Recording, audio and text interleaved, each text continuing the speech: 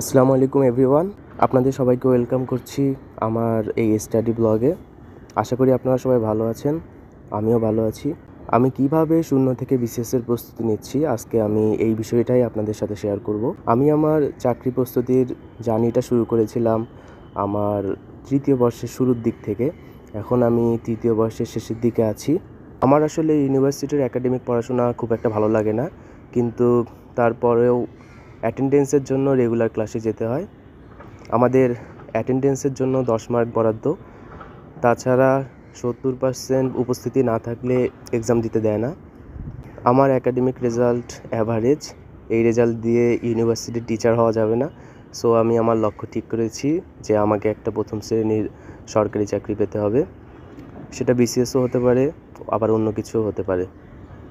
আমি আসলে আমার ইউনিভার্সিটি লাইফের শুরু থেকেই এই সম্পর্কে প্রচুর ভিডিও দেখতাম ইউটিউবে, বিশেষ করে যারা ক্যাডার হয়েছেন তাদের বক্তব্যগুলো।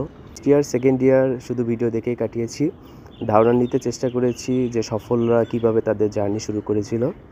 আমি যেটা বুঝতে পেরেছি সেটা হচ্ছে আমাকে আসলে প্রথমে প্রশ্ন বুঝতে হবে, কী টাইপ প্রশ্ন আসে, কী পড়ব, কী বাদ দেব, এই বিষয়গুলো আসলে প্রথমে বোঝা উচিত। এজন্য আমি প্রথমে একটা জব সলিউশন কিনি, ওরাকলের একটা জব সলিউশন।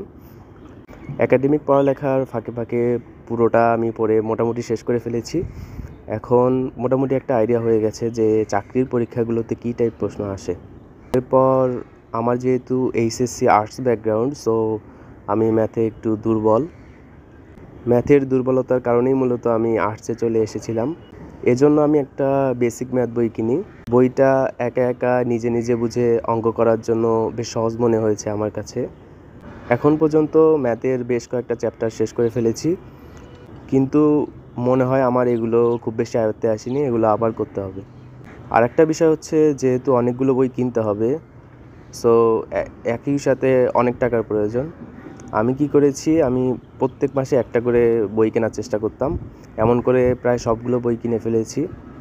এগুলোর কোনোগুলো রিডিং পড়ে প্রায় শেষ করে ফেলেছি, সেগুলো নিয়ে আরেকদিন বলবো। আমার মেইন টার্গেট হচ্ছে পুরো সিলেবাসটা একবার রিডিং পড়ে শেষ করে ফেলা আমার 4th ইয়ারের আগেই। সেই অগ্রগতি বেশ ভালোই হয়েছে, সব কিছু সম্পর্কে একটা রিয়েল ধারণা পাচ্ছি।